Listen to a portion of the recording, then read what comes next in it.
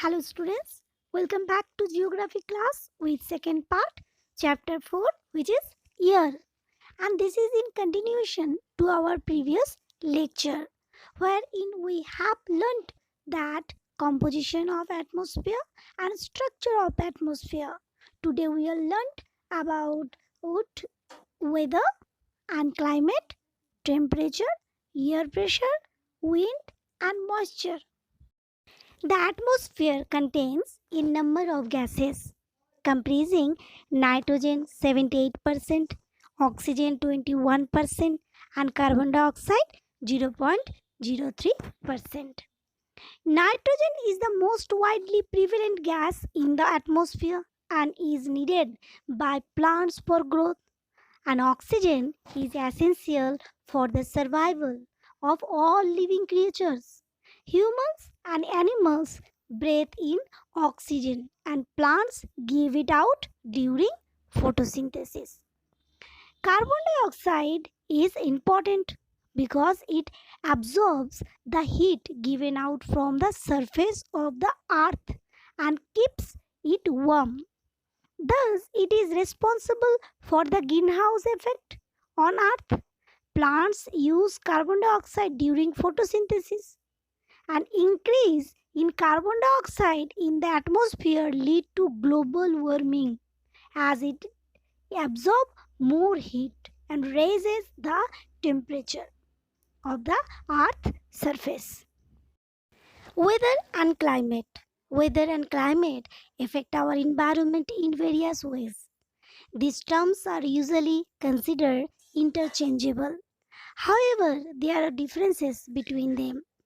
Weather is defined as the day-to-day state of the atmosphere of a particular place. Day-to-day state of the atmosphere of a particular place. It includes temperature, atmospheric pressure, wind, humidity, and precipitations. Climate, on the other hand, is the average weather pattern of a large area over a long period of time.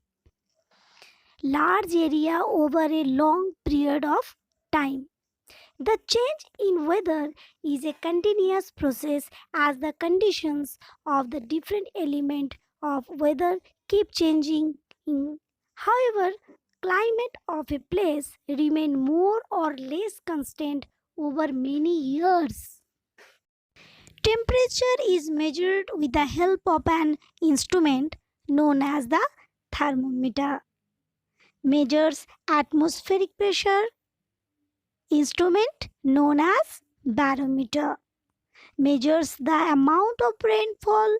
Instrument known as the rain gauge. Shows the direction of the wind. Wind vane.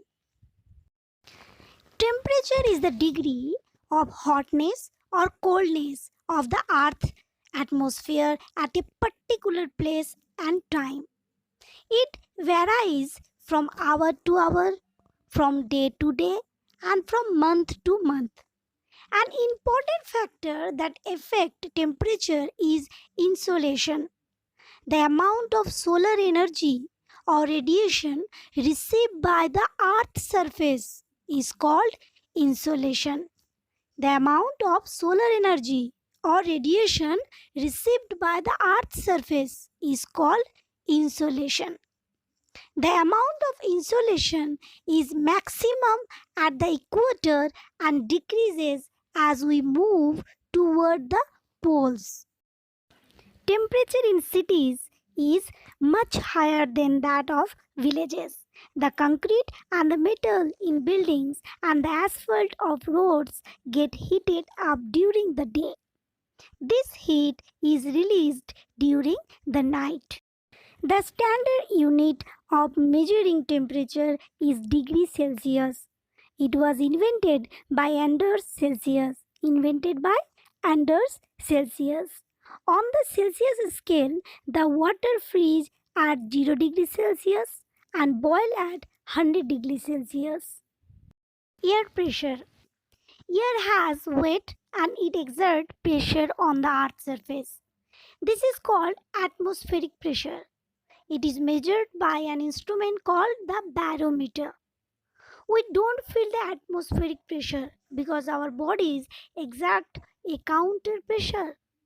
The air pressure is maximum at sea level and decreases as we go up. Air moves from a region of high pressure to a region of low pressure. On the moon, there is no air and hence no air pressure. Astronauts have to wear special protective space suits filled with air when they go to the moon. The areas having lower temperature, the air is cold. It is therefore heavy. Heavy air sinks and creates a high pressure area. High pressure is associated with clear and sunny skies. Next topic, winds.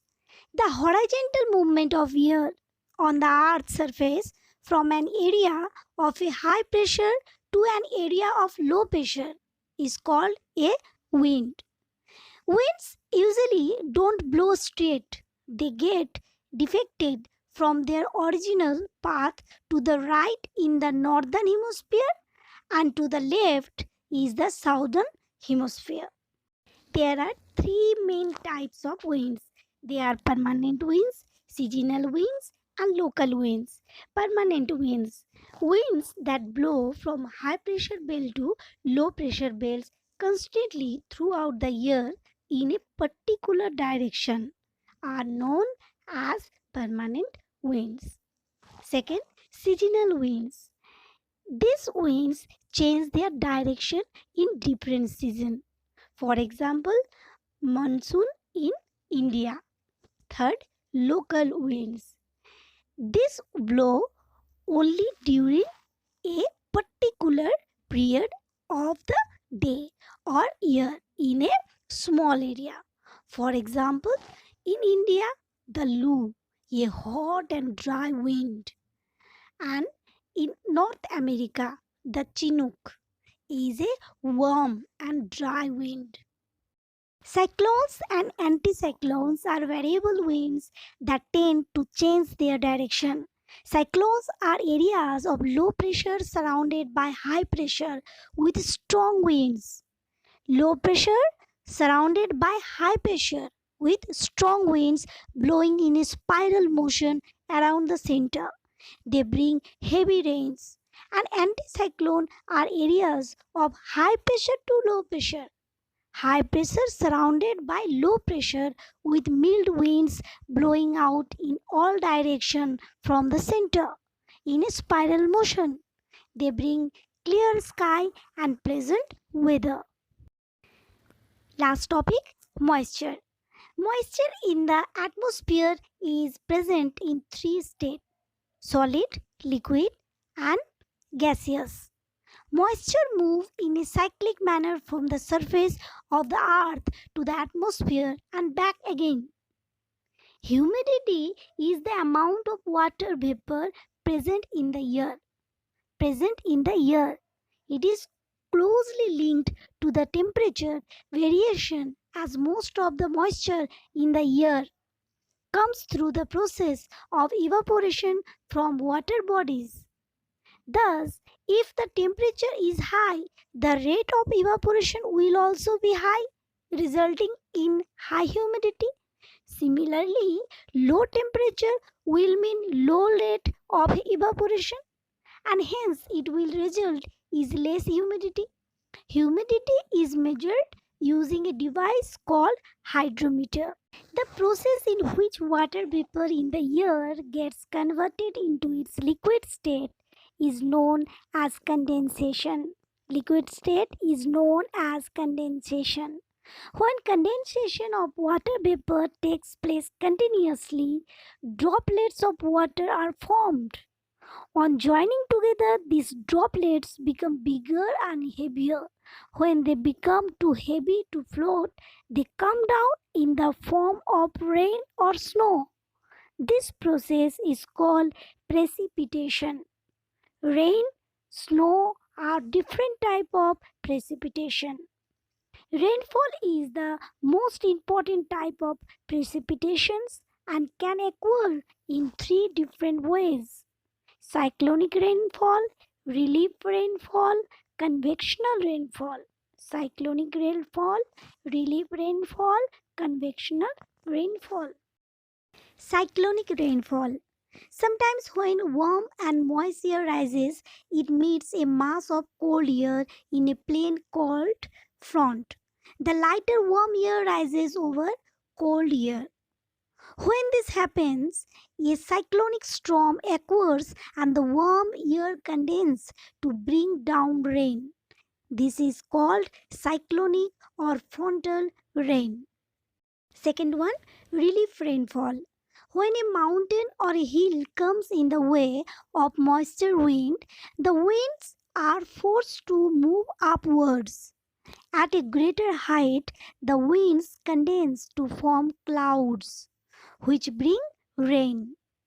This is called relief or orographic rain. Third one, convectional rainfall. Convection is the transfer of heat by the movement in gases or liquids, in which the warmer part moves up and the colder part moves down. At higher levels, water vapor in the air condenses to form clouds. Clouds become overloaded with water and produce heavy rain with thunder and lightning. This is called convectional rain. So, rainfall is very important for the survival of plants and animals. It brings fresh water to the earth's surface. If rainfall is less, water scarcity and drought occur. On the other hand, if it is more, flood take place. That's all. I hope you understand. Thank you.